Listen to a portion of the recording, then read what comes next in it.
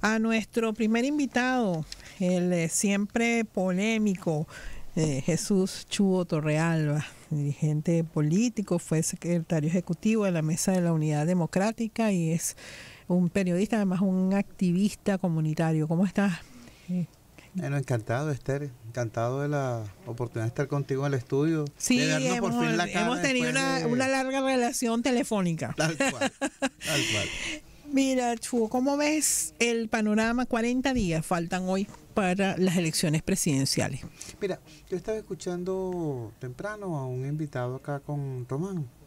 Esta persona, un dirigente empresarial muy informado, expresaba, bueno, sus buenos deseos acerca de que este proceso culminara en una suerte de operación ganar-ganar, etcétera, etcétera, pero también expresaba su profundo escepticismo sobre la realización misma del evento electoral. Y a mí eso me parece extremadamente grave.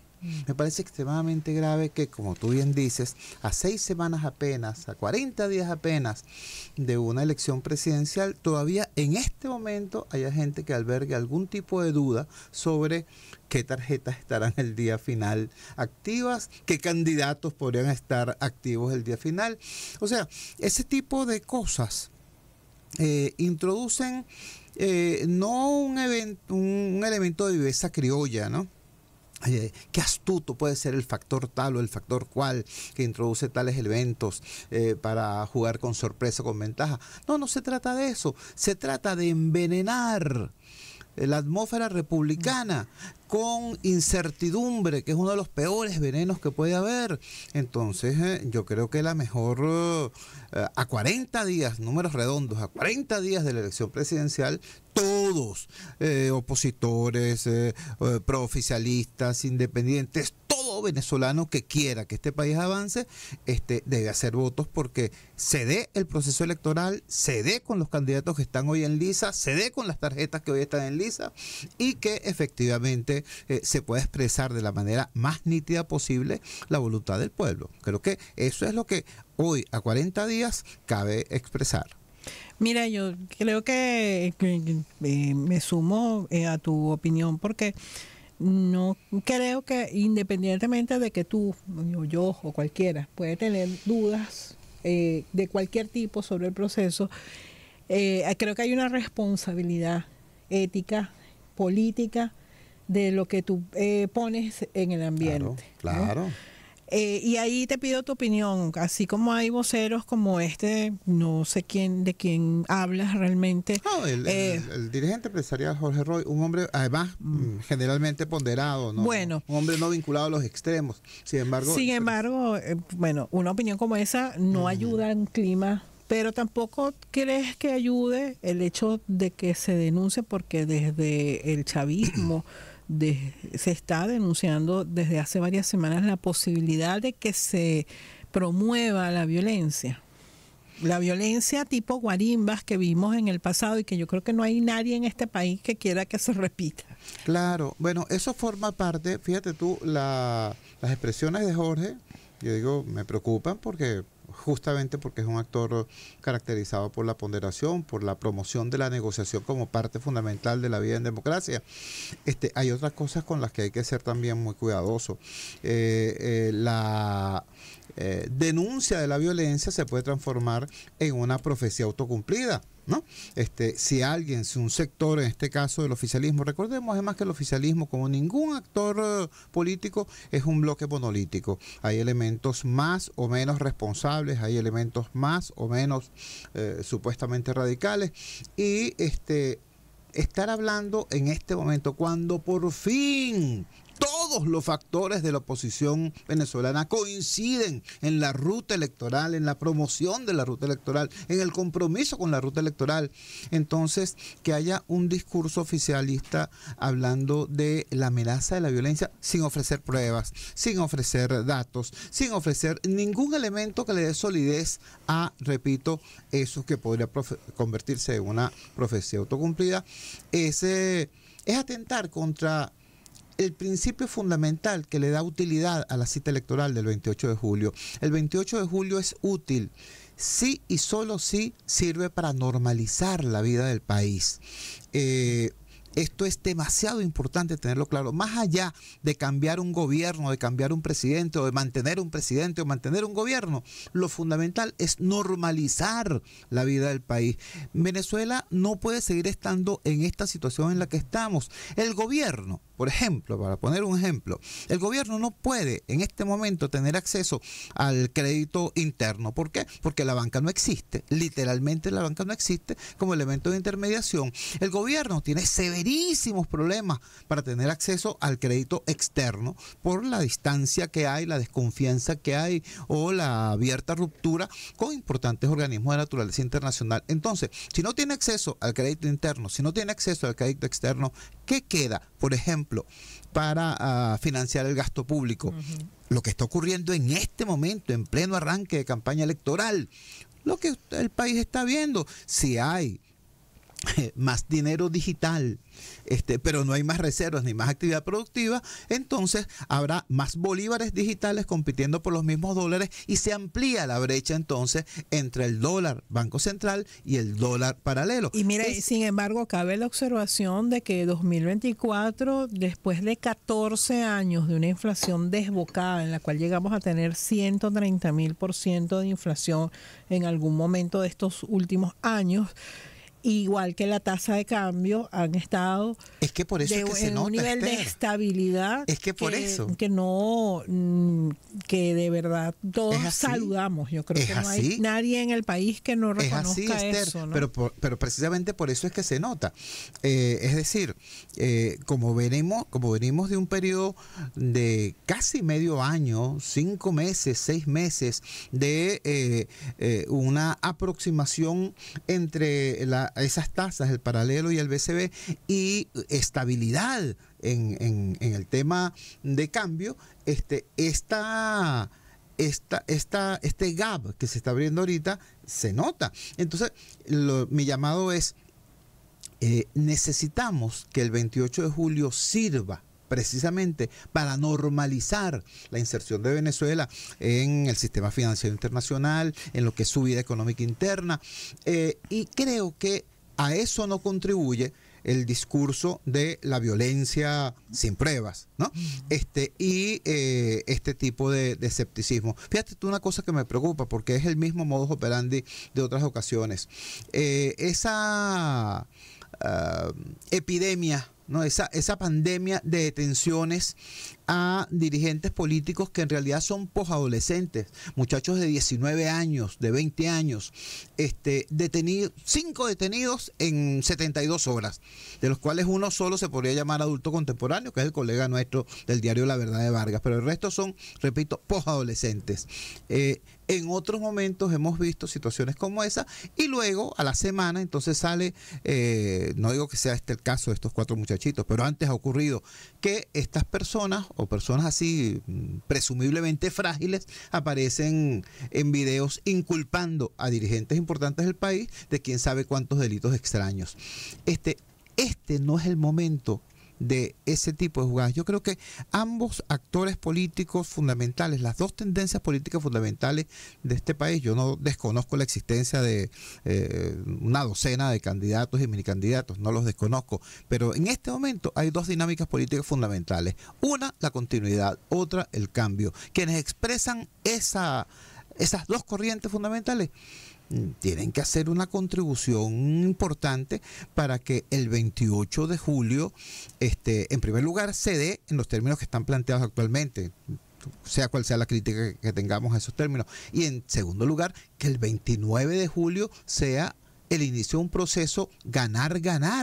Mira, aquí no tiene por qué haber ni traumatismo, ni tragedia. O sea, la historia del país no se acaba el 28 de julio. Aquí no va a haber ninguna hecatombe, aquí no se va a abrir la tierra. Aquí va a haber una cosa que es normal en cualquier democracia funcional: la alternabilidad. Eso es lo que probable, ese es el escenario en este momento más probable, la alternabilidad. Bueno, si se da eso, ¿qué ocurre?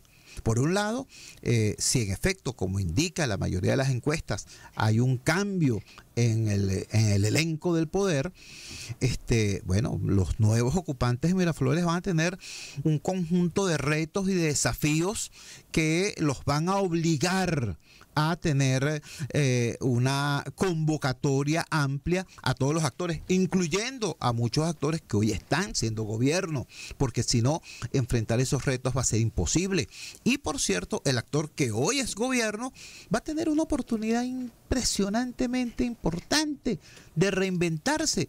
¿Cuáles han sido los factores que han impedido en buena medida que haya al interior de este actor tan importante como lo es el oficialismo un debate a fondo, un debate serio? Bueno, que hay factores internos que además de tener posiciones políticas, liderazgo, etcétera, etcétera, manejan las herramientas del poder del Estado. Entonces uno se puede preguntar, ¿dónde Carrizo está hoy Elías Jagua, por ejemplo? Y sus planteamientos, sus propuestas, sus argumentos. ¿Dónde está? Bueno, está aplastado por la dinámica del Estado, gobierno, partido. ¿Entiendes? Entonces, si ese factor desaparece, va a poder realizarse un proceso de debate intenso que seguramente dará lugar a un relanzamiento de esa fuerza. Ojo, lo he dicho en otros espacios, lo repito ahora, todo proyecto político de América Latina que nace apelando a los más pobres tiene gasolina histórica para rato. Le pasó al APRA, le pasó al peronismo, le pasó a la Acción Democrática de los años 40 del siglo pasado, le va a pasar al chavismo. Ahora necesita relanzarse y quizás una pasantía por la oposición le ayude en ese sentido. Pero ahora fíjate, a mí me parece bien interesante tu análisis, pero quisiera irnos al análisis de lo que pasaría en la oposición. Porque si bien hay 11 candidatos, 10 candidatos de la oposición optando por la presidencia de la República, yo creo que está claro que hay una polarización y que hay una figura que está acaparando mayor atención de los ciudadanos, de los posibles votantes para estas elecciones. En el escenario de que ese candidato ganara las elecciones, ¿qué pasaría con los demás? ¿Qué pasaría con la oposición? ¿Cómo lo ve Chugo Torrealba? Y además aprovecho para recordarles quienes nos están escuchando que conversamos con Jesús Chugo Torrealba, analista político, activista, comunitario, periodista, exsecretario ejecutivo de la Mesa de la Unidad Democrática. Mira, yo creo que vamos hacia una nueva cartografía política en nuestro país. Creo que el triunfo, por ejemplo, de esta curiosa dupla, ¿no? Porque no sería el triunfo del Mundo González Urrutia, específicamente sería el triunfo de una curiosa dupla integrada por el Mundo González Urrutia como candidato presidencial y por la señora Machado en tanto que lideresa política de este proceso. Eso no es ni de lejos lo que podríamos llamar nosotros un triunfo de la dirección convencional que hemos conocido de la oposición venezolana en los últimos 25 años. Aquí viene un proceso de reajuste, un proceso de emergencia, de nuevos, emergencia en el sentido de emerger, de nuevos datos, de nuevos actores y seguramente de nuevas organizaciones. Recuerden ustedes que aquí al ladito, en Colombia, aquí había partidos políticos que eran instituciones centenarias, el Partido Conservador, el Partido Liberal, y en la última elección los actores fundamentales fueron otros. El mapa político del Chile actual, donde Boric es presidente, es un mapa político que no tiene nada que ver con aquel que existía en la caída de Allende. Y así podemos ir país por país. En nuestra Venezuela hay una especie de, de realidad congelada, ¿no? Hay personas que o estando encerrados en Miraflores o estando, por cierto, en Miami, Bogotá o Madrid, creen que la dinámica política del país es un juego de Nintendo que ellos tienen en su poder y que va a seguir siendo así. Interesante comparación esa. Bueno, les informo, no va a ser así. Esto ya está cambiando. Aquí vienen nuevos planteamientos, nuevas formulaciones, nuevas propuestas y nuevos liderazgos. Y eso va a ocurrir, repito, no solamente en el ámbito opositor, donde en el ámbito opositor ya está ocurriendo. esto va a ocurrir incluso en el ámbito del oficialismo. Repito, aquí hay un conjunto de dinámicas que se van a abrir y van a ser muy interesantes. Fíjate cuando que ese debate no tenga el cepo del tema del poder del Estado. yo comparto esa visión porque lo acabamos de ver en México, ¿no? Tal cual. Donde hubo Exacto. Morena viene emergiendo. No, Morena no es una organización nueva, hay que decirlo. Tendrá unos 15 años que viene haciendo vida política. Pero en comparación Andrés con el Manuel PRI, López Obrador fue 2 veces candidato presidencial antes de triunfar. Pero en comparación con el PRI, por ejemplo, que estuvo 70 años en el poder, o el PAN, o el mismo PRD, que siendo una separación del PRI, pues tiene también ya casi 4 décadas, y que además se juntan en una alianza que uno no se hubiera imaginado nunca, pues que el PRI, el PAN y el PRD juntos en una alianza para derrotar a Morena, y no lo lograron, pero además las preferencias por Claudia Sheinbaum y el proyecto de Morena fueron aplastantes. es así. Ese escenario de reorganización implicaría que un triunfo de la plataforma unitaria hiciera un gobierno, ¿cómo llamarlo?, de unidad, de concertación, de cohabitación. Yo creo que aquí viene necesariamente un gobierno de unidad nacional. Yo creo que aquí viene necesariamente un gobierno de... Se ha manoseado mucho la palabra y hay mucha gente que la utiliza sin saber exactamente de qué está hablando. Pero aquí viene un gobierno de transición. No de transición, por cierto, del presente hacia la Venezuela pre-1998, como algunos se imaginan. Eso no existe. Ese escenario no existe. Tampoco existe, por cierto, lo que el señor Cabello llama la transición al socialismo. La única transición posible es la transición al socialismo. Porque en este momento, por cierto, y sobre todo después de estos últimos 12 años de gobierno, nadie sabe exactamente qué significa socialismo cuando lo dicen ciertas bocas, ciertas voces. No, aquí viene una transición desde esta situación de inestabilidad, de inseguridad, de caos institucional hacia un proceso de reinstitucionalización del país, de normalización de la vida económica, de normalización de la seguridad jurídica, de rescate de un principio elemental como lo es la soberanía. Miren, amigos, aquí el tema no es de categorías para debatirla en seminarios en la Escuela de Estudios Políticos.